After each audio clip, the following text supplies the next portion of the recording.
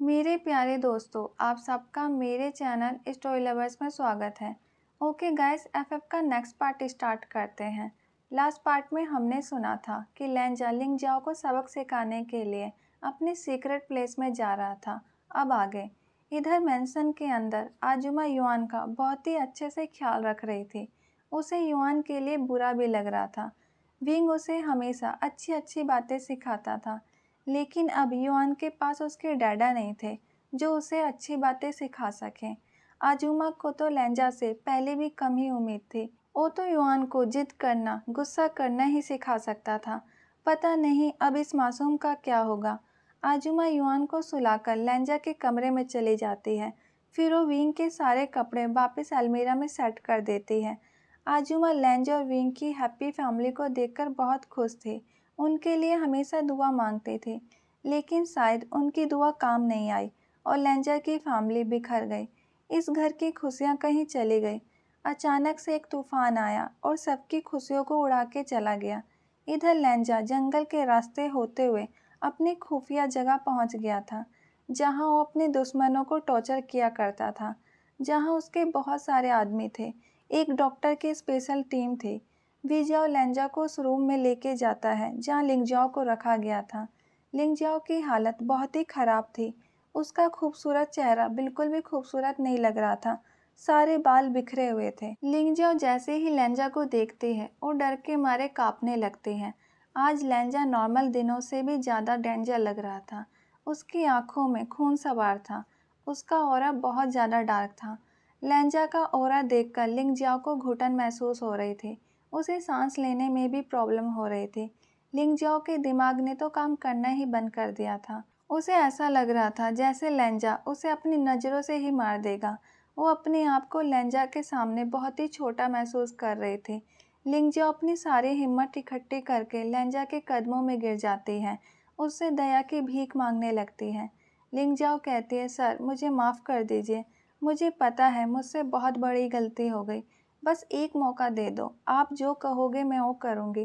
Please मुझे कोई नुकसान मत पहुँचाइए। लेंजा की आंखें और ज़्यादा डार्क हो जाती है। वो अपने पैर को झटक देता है जिससे लिंगजा दूर जाके गिरती है।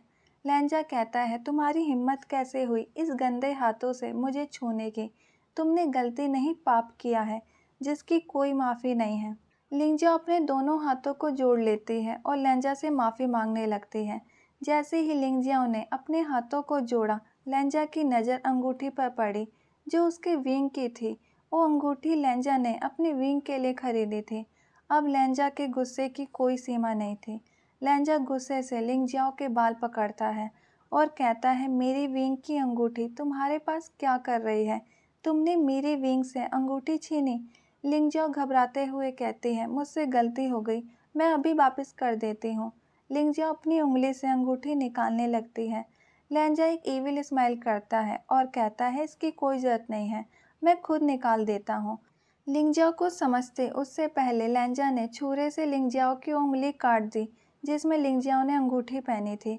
लिंगजियाओ की चीख पूरे रूम में गूंज गई। लेंजा के चेहरे पर खून के छींटे थे। लिंगजियाओ के चेहरे की तो हवाइयाँ ही उड़ गई। लिंगजियाओ बहुत तेज तेज की रो रही थी, चिल्ला रही थी। लिंगजियाओ का रोना लेंजा को सुकून पहुंचा रहा था। लिंगजियाओ की आंखों के सामने उसकी कटी हुई उंगली थी। लिंगजियाओ कहती है, मुझे जाने दो, तुम मेरे साथ ऐसा नहीं कर सकते। लेंजा के चेहरे पर एक इविल स्माइल थी जिसको देखकर लिंगजियाओ के पसीने छूट रहे थे। लेंजा कहता है, अभी तो मैंने कुछ भी नहीं किया, अभी तो मैंने स्टार्ट ही नहीं किया। तुमने मुझे मेरे प्यार से अलग किया, तुम्हारे वजह से विंग मर गया। तुम्हें मज़ा आता है ना मुझसे पंगे लेने में? लिंगजाओ हिचकिचाते हुए कहती है, विंग मर गया, लेकिन कैसे? मैं उसे जान से नहीं मारना चाहती थी, इसमें मेरी कोई गलती नहीं है, मेरा उसको मारने में कोई हाथ नहीं है। लेंजा चिल्लाकर कहता है, सच में? लेंजा ताना मारते हुए कहता है, तुम तो कुछ ज़्यादा ही शरीफ हो। पता है ये दुनिया बहुत ही बुरी है, ये तुम्हारे जीने लायक नहीं है। लिंगजाओ कहती है, मुझे मत मारो। लेंजा कहता है, तुम तो ऐसे ही डर रही हो, मैंने कब कहा कि मैं तुम्हें मारने वाला हूँ? मैं तुम्हें नर्क का एहसास दिलाऊंगा। तुम खुद मरना चाहोगे, लेकिन मेरी इजाज़त के बिना तुम मर भी नहीं पाओगे। लेंजा उसी छुरी से लिंगजाओ के शरीर से उतना ही मांस का टुकड़ा काटता है जितना मांस का टुकड़ा उसे विंग का मिला था। लिंग जाओ दर्द बर्दाश्त नहीं कर पा रहे थे। लिंग जाओ का बहुत सारा खून बह रहा था। अगर इसी स्पीड में खून बहता रहा तो लिंग जाओ जल्दी ही मर जाएगी, जो लेंजा नहीं चाहता था। वो लिंग जाओ को तड़पाना चाहता था, उसे हर रोज मौत का एहसास दिलाना चाहता था। लेंजा कहता है डॉक्टर की टीम को बुलाओ और कहो इसका इलाज करने के लिए, क्योंकि इसे बहुत कुछ सहना है, ये मरनी नहीं चाहिए।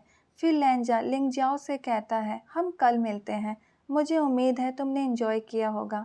मैं तुम्हारे इंजॉयमेंट में कोई भी कमी नहीं आने दूंगा, तुम्हें हर रोज इससे ज़्यादा अच्छा ट्रीटमेंट मिलेगा। ऐसा कह के लेंजा वहाँ से चला जाता है और डॉक्टर की टीम लिंग जाओ का ट्रीटमेंट करने लगती है। अभी लिंग जाओ को ऐसा लग रहा था जैसे इससे अच्छा होता कि लेंजा उसे सीधा मार देता, उसे इतनी तकलीफ नहीं होती। लेंजा का ऐसा बिहेवियर देखकर उसके आदमी भी डर रहे थे। ऐसा नहीं है कि लेंजा पहले सॉफ्ट था, वो पहले भी क्रूर ही था, लेकिन लेंजा का ये रूप पहले से भी ज़्यादा डरावना था, जिसमें दया के कोई भाव नहीं थे। इससे पहले लेंजा अपने दुश्मनों को टॉर्चर करके मार देता था, लेकिन इस बार वो लिंगजाओ को ट्रीटमेंट दिलवा कर दोबारा टॉर्चर करना चाहता है। उन सबको पता था कि लिंगजाओ धरती पर ही नर्क देखने वाली है।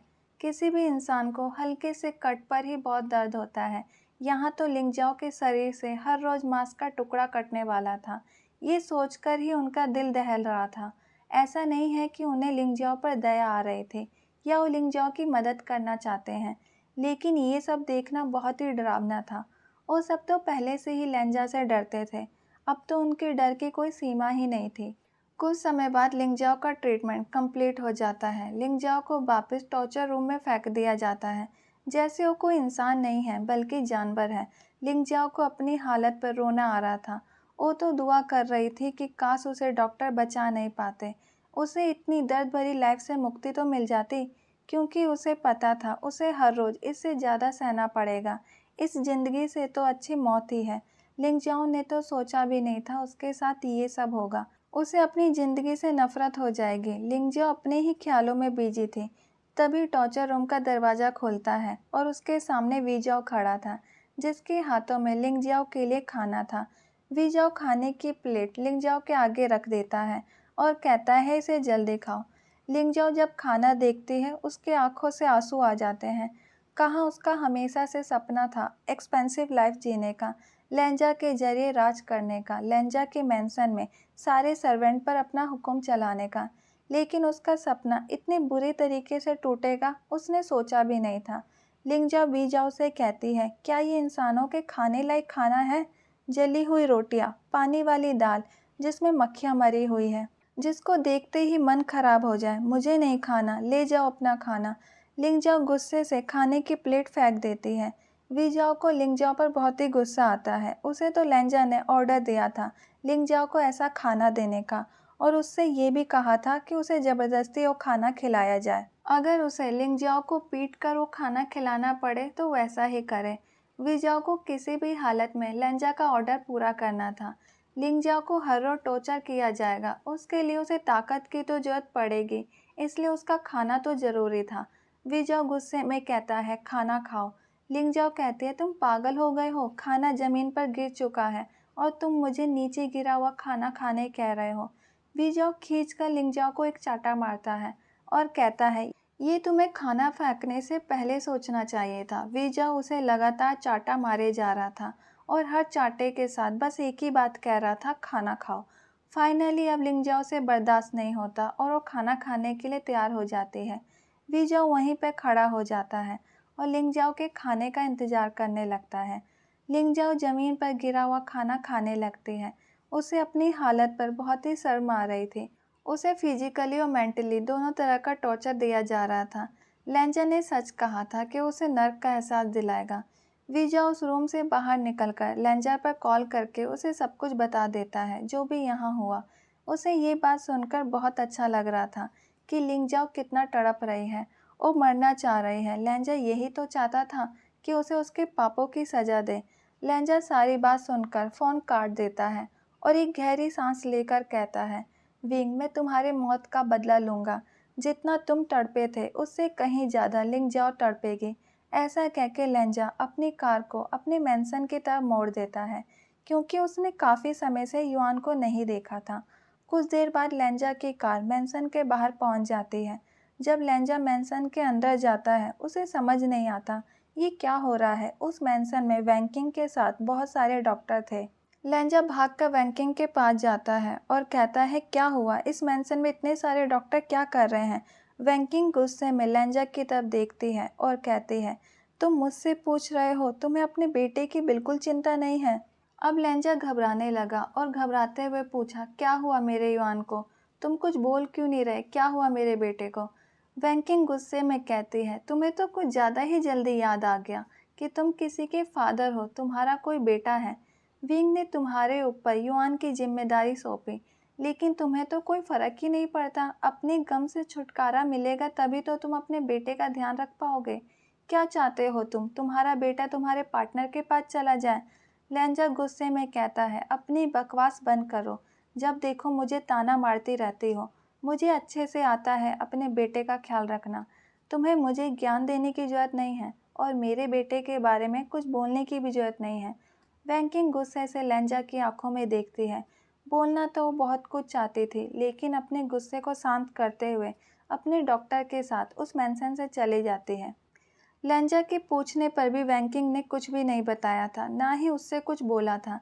लेंजा वैंकिंग को गुस्से से देख सकता था, लेकिन उसका कुछ कर नहीं सकता था। लेंजा भागकर युआन के रूम में जाता है। युआन आराम से सोया हुआ था, लेकिन उसका चेहरा पीला पड़ा हुआ था। युआन के पास ही आजुमा बैठी थी। लेंजा आजुमा से पूछता है युआन को क्या हुआ और डॉक्टर क्यों आए थे। आजुमा कहती है सर, युआन अपने डैडा के पास जाने की जिद कर रहा था। युआन विंग की फ़ोटो जैसे ही देखता है और रोने लगता है और उन्हें बुलाने लगता है। युआन को विंग की बहुत ज़्यादा याद आ रही है। इतना रोने की वजह से वो बेहोश हो गया था। मैंने आपके फ़ोन पर कॉल किया था, लेकिन आपका फ़ोन लगा नहीं, इसलिए मैंने वैंकिंग मैम को कॉल करके बुला लिया। उन्होंने कहा टेंशन की कोई बात नहीं है, लेकिन अच्छा होगा कि युआन विंग सर को याद ना करे, क्योंकि इससे युआन के माइंड पर असर पड़ेगा। लेंजा को सोचता है, फिर अपने सारे सर्वेंट को ऑर्डर देता है कि इस मेंशन में जितनी भी विंग की फ़ोटो है उन सबको स्टोर रूम में रख दो और चाबी मुझे दे दो। फिर लेंजा को सोचता है और कहता है सब फ़ोटो ही नहीं, विंग का सारा सामान स्टोर रूम में रख दो। विंग का कोई भी सामान बाहर नहीं दिखना चाहिए और याद से चाबी मुझे दे देना। अब स्टोर रूम कभी नहीं खुलेगा। न युआन को विंग का सामान दिखेगा, ना ही वो अपने डैडा को याद करेगा। मैं विंग को खो चुका हूँ और अब मैं युआन को नहीं खो सकता हूँ। मैं जब विंग का सामान नहीं देखूंगा मुझे तकलीफ़ तो बहुत होगी, मैं उसे सहन कर लूँगा, लेकिन ये मासूम और नहीं तड़पना चाहिए। कुछ घंटों में सर्वेंट विंग का सारा सामान और फ़ोटो स्टोर रूम में रख देते हैं और चाबी लेंजा को दे देते हैं। लेंजा आजुमा को रूम से बाहर जाने के लिए कहता है, क्योंकि वो युआन के साथ समय बिताना चाहता था। लेंजा युआन को अपने बाहों में लेकर सो जाता है। विंग की मौत को 6 महीने बीत गए थे। युआन 3 साल का हो गया था।